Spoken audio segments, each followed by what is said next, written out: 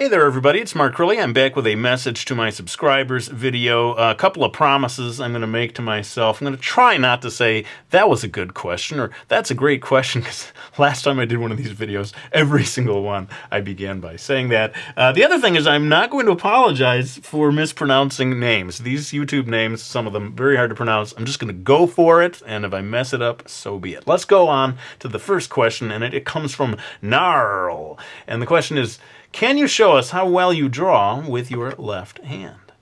And so, let us pass the pencil to the left hand. That's what this video is going to be all about. Going to be challenging myself to make a drawing using my left hand. Now, my idea is to do a drawing of a close-up of the eyes of my character, Brody from Brody's Ghost. So I'm going to give myself a little head start with some guidelines, sort of placement lines, and, even doing this, I have to say, for someone who's right-handed, it's a little tricky. But who knows? This could be a useful thing for me to learn to do. All artists kind of fear having an accident or something where you would lose the use of your good hand, or the hand that you're used to using. If I were, heaven forbid, to lose the use of my right hand, I would have to switch over to the left hand and just do my best to acquire some skills. Let's go ahead and move on to the next question, and it is, when you have an idea for a new series, do you do research to check if anyone has done that concept already? That question comes from Shadowlink121. Really, when I'm coming up with a concept for a series, the thing that I focus on making sure it hasn't been used before is the title. Sounds kind of funny. But I will do a Google search to make sure that the title that I've come up with is not a title that already exists. As far as the concept goes, I don't know. I think I guess I would search around a little. But the truth is, a lot of concepts that you use are very basic, and they have been done before, but you can feel pretty sure that they have not been done, exactly the same way that you're going to do it, because the details will change from one artist to the other, or from one writer to another. Like when I described the plot line of Brody's Ghost before I even did it, a lot of people heard some of the basics of that plot line and said, oh, this is the same old thing. It sounds just like every other thing I've heard of before. And, to be sure, it has some elements that have been done before. But I think once the book got out there, people saw that the details of it were, unique. So I guess the reason I wanted to answer that is I thought that some people might be worried that, am I going to get sued if my story idea is not absolutely 100% original? And I would say don't worry about that. You just go ahead and do it. You'll do it your own way, and unless you're copying names and real specific details from someone else's story, you'll be fine. Okay, next question. What if your artwork would have never gotten popular? Where would you be today? Working in a grocery store? I love that final question. From Multi-Tiger Studios. It's true that my making a living for me requires, to a certain degree, reaching a level of success, of popularity, but my books need to sell to some degree if I am to continue doing this for a living.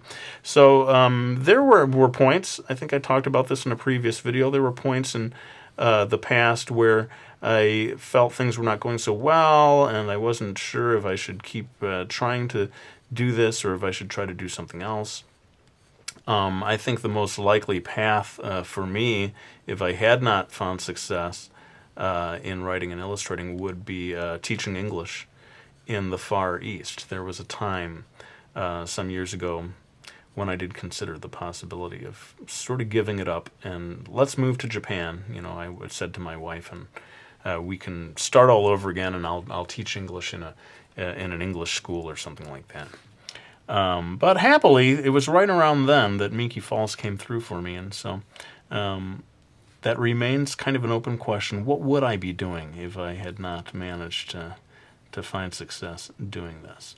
Hopefully not working at a grocery store doesn't seem like it's the ideal situation for me. Boy, you can see me really doing my best to try to draw with my left hand. It is not easy, let me tell you. Okay, let's move on to the next question. Show us some of your worst illustrations and tell us why you dislike them. That question from OG Pizza Boy. So yeah, I thought I would actually prepare for this, and I'm going to go ahead and set the pencil down for a moment and show you. I challenged myself to find one example from each book in the Brody's Ghost series. And the first example is easy to find. It's the front cover of the first Brody's Ghost book. I'm not 100% satisfied with this illustration. The anatomy looks a little weird. It also looks like I'm trying a little too hard. I was, I was very desperate to prove to people that this was going to be a tough, exciting action kind of a story, and it's a little bit overkill, his pose and so forth. I think I'm maybe, trying a little too hard to convey the action, tough guy feeling of that story. Brody's Ghost Book 2. In here, there is a climactic moment. I don't want to do too much in terms of spoilers, but there's a climactic moment when he's standing in front of this big fire. And I feel like the anatomy is off in this illustration. I should have. This is one of these ones where I did not use reference. I tried to just draw the body as I imagined it would look from behind. And I probably should have tried to find photo reference of somebody standing in that pose. It would look more natural. As it is, it looks stiff. It just looks a little weird to me. And this was supposed to be a big pivotal moment in the story. So, kind of dissatisfied. Wish I could go back and have another crack at that one. And then in Brody's Ghost Book 3, the last one. Hang on, because I thought I bookmarked this page, but I'm going to have to find it. Just a second. All right, here it is. This is from Brody's Ghost Book 3, you can see here. And there's a page here where the face of this female character is pretty inconsistent as you go from far away to the middle distance and then into the close-up. I really should have worked harder at this to make sure it looked like the same woman, because if you compare even just this one and this one, they look like two different people, and then you go from here to there, and again, it just doesn't look like it's the same character. I know I hear from a lot of people who struggle with that, and I wanted to show you that because it would just help you understand, yeah, I struggle with it too. Consistency in your character, and making sure that you draw the character the same way each time. Boy, this one, one thing I may have to do with this video is do some time lapse at the end, because it's, drawing with my left hand requires me to draw quite slowly, and you can see how there's no steadiness in my line work. I'm having to kind of work my way toward a finished line little by little. These almost aren't even like lines. It's sort of like I'm building up tone because I have lost the ability to work very precisely with a single stroke of the pencil. So I'm kind of compensating by gradually building towards, right? This is going to be one of his eyes.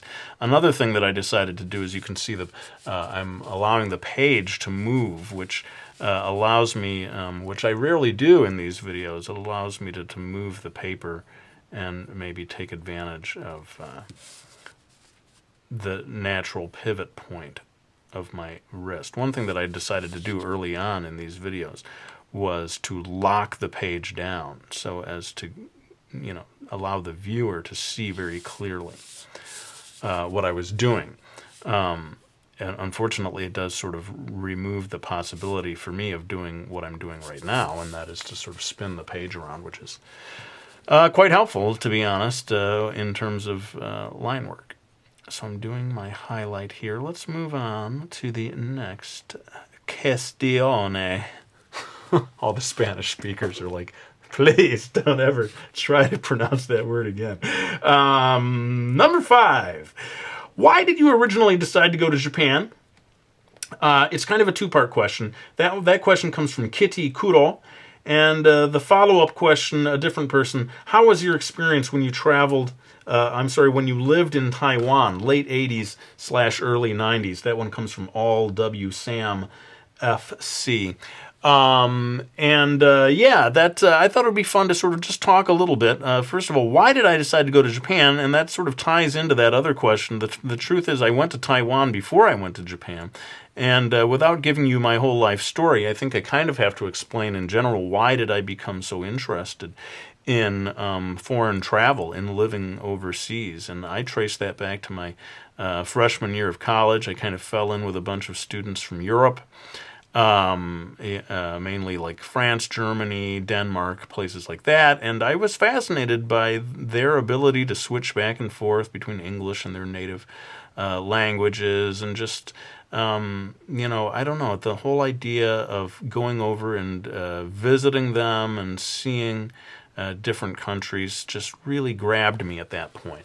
And so I did a trip to Europe when I was a sophomore in college. It was an amazing trip. Went to Germany, France, Denmark, Italy, and Greece. Generally visiting people that I knew in each one of those countries. It was an amazing time. I was only 19 years old. And just the whole world suddenly opened up before my eyes, and I got hooked. And so my next thing was, okay, where am I going to go next? And I had the amazing good fortune. I went to a college, Kalamazoo College, that had a great foreign study program.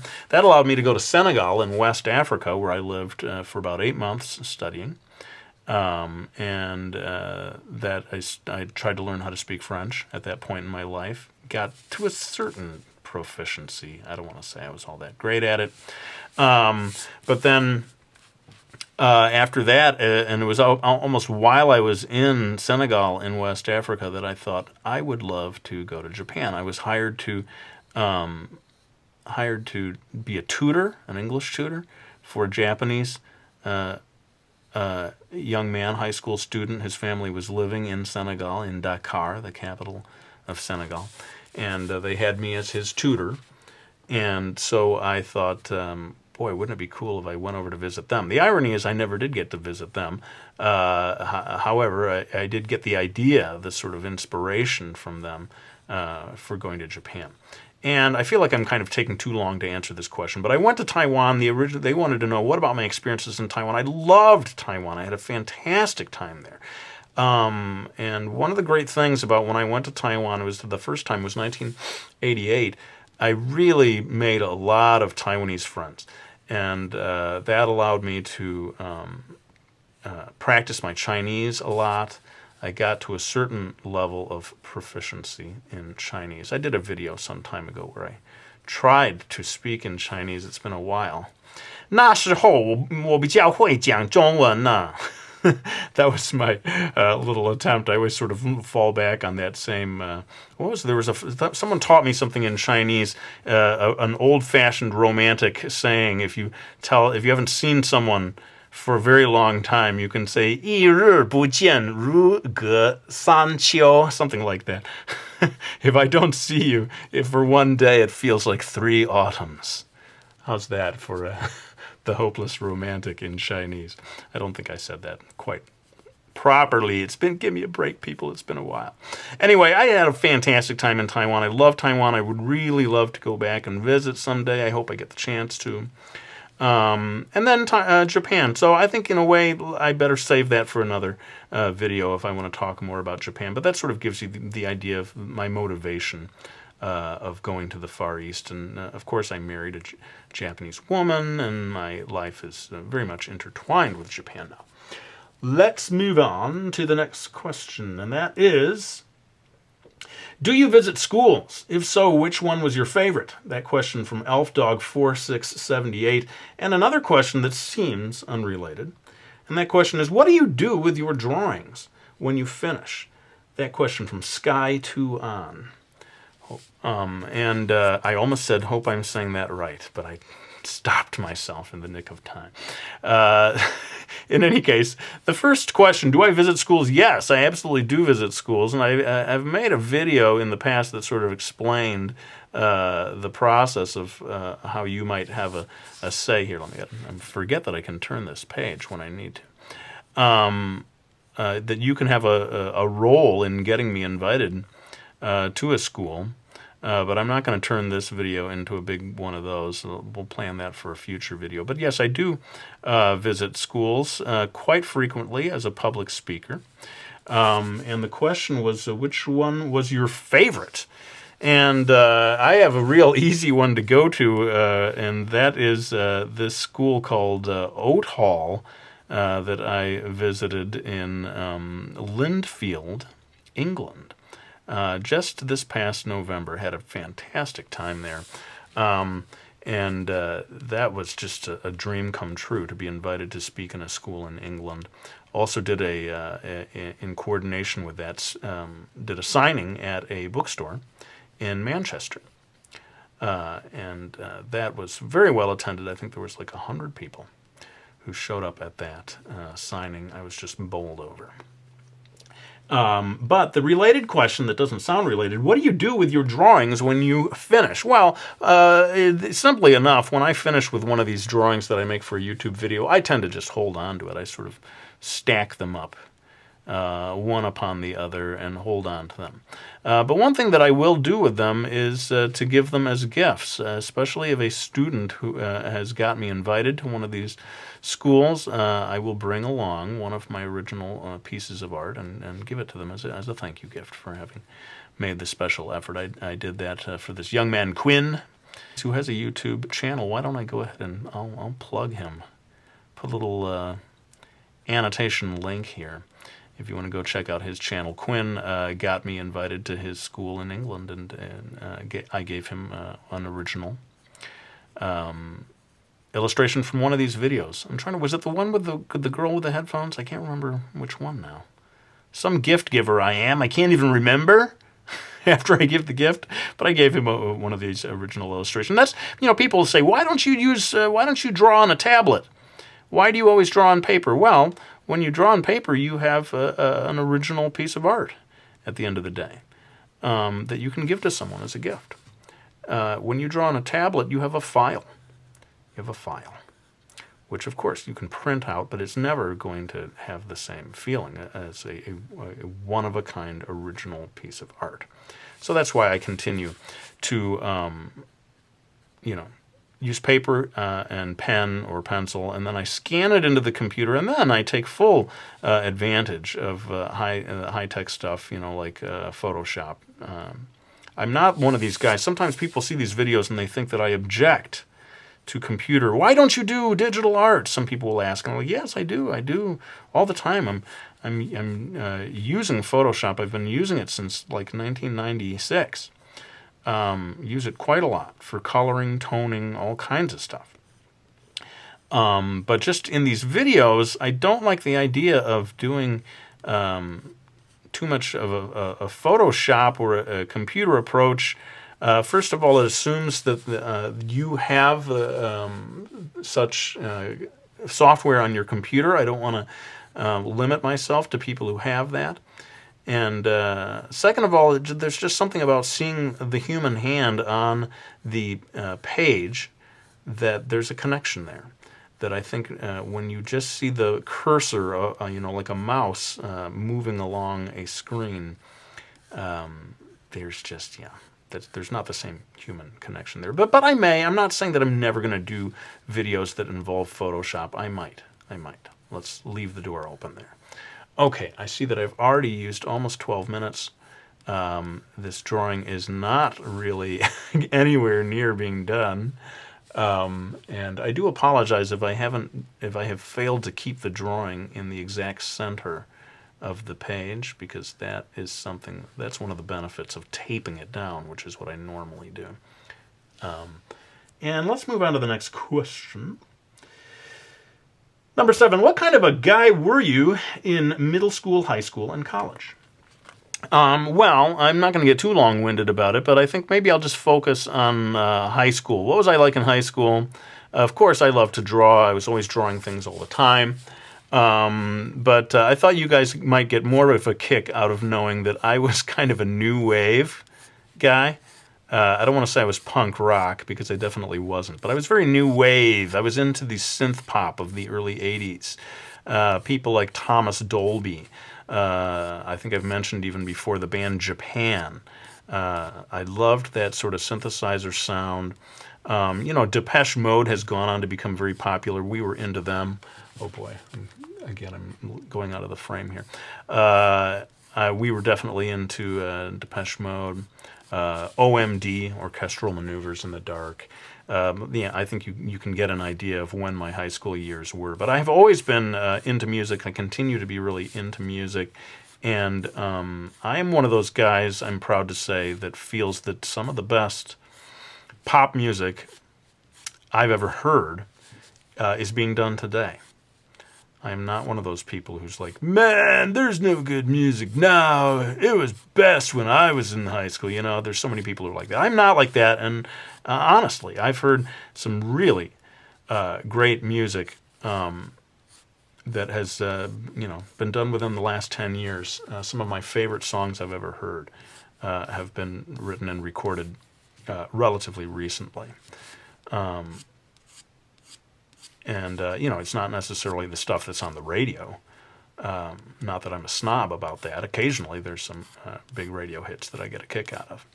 But I guess I am one of those guys who feels that some of the very best music being made today doesn't get anywhere near the radio for whatever reason. It just doesn't. And some of it sounds very radio friendly to me. And I'm like, well, why?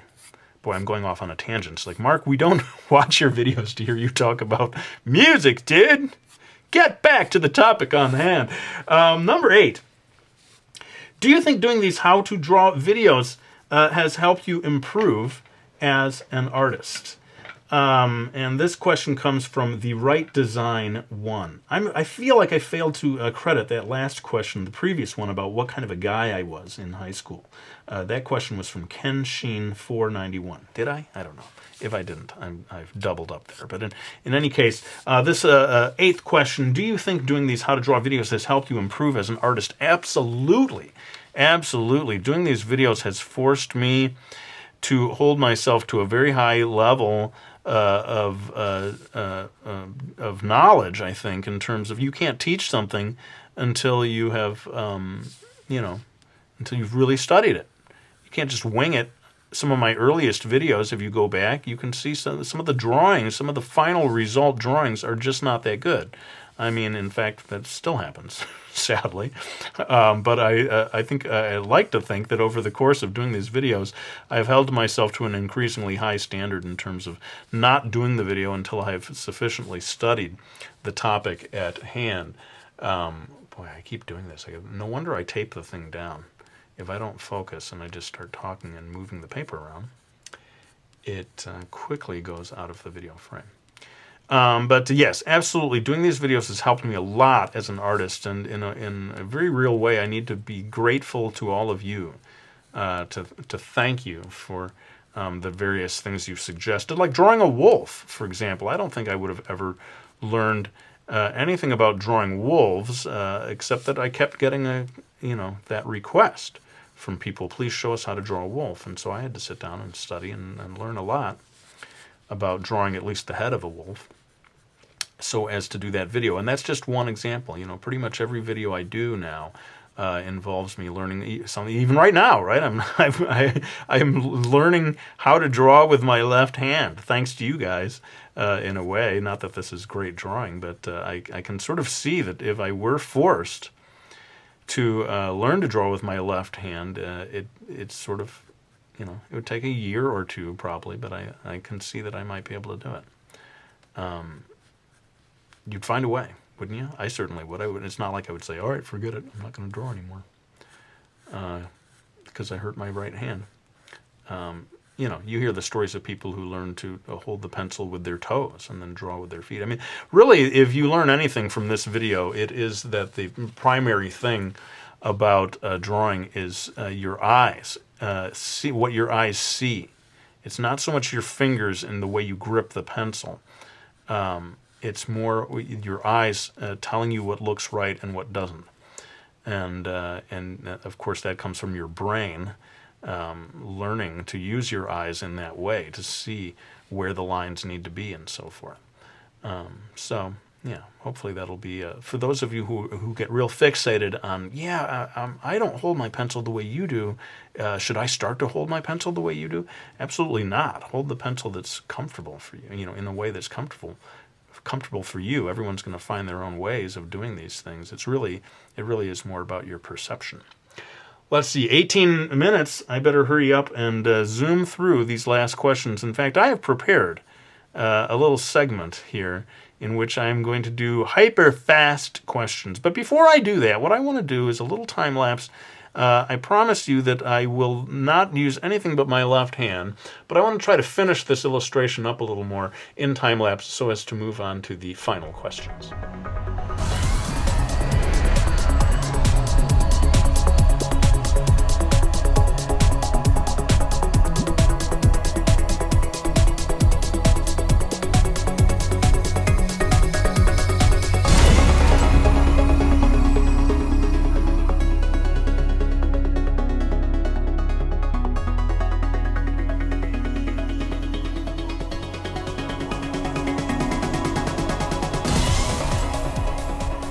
All right, well, there's my drawing pretty much completed. I'm going to do a new thing, though, with this video, and if people like it, I will continue to do it with my future message to my subscribers videos, and that is to do a lightning round of super fast questions at the end of the video, and let's just go ahead and jump into it. Number 1, from Sapphire Away. Will this comment make it into the video? Absolutely not. Number 2, from Runix Zan. Dragons or dinosaurs? I'm going to say dragons. This one, number 3, from Sephirox. Do you like cheese? Yes, I do, but I hate it when they put a big pound of, like, shredded American cheese on top of a salad. That I do not like. Number 4, Runa D. Gamer. When is the 3rd book of Brody's Ghost coming out? It's already out. The 4th book is going to be out in April. Number 5, Quiet and Loud asks, would you ever draw a car on your channel? I might. Number 6, from Adilia Paula. When are you coming to Brazil? Well, as soon as a school or a book fair or a comic book convention invites me there and pays for my airfare to get there. Number 7, Viduor asks, what do you think about dubstep? I like dubstep. I like a lot of it. I don't like all of it, but I like a lot of it. My son is really into dubstep. Number 8, do you ever get tired of drawing or of doing tutorials for us? This question from Smishyful, love that name. And the question again, do you ever get tired of drawing or doing tutorials for us? Absolutely not. Absolutely not. I love doing these tutorials. In fact, I love them so much. Do you know how much I love them? I love them so much that I will be back with another one real soon.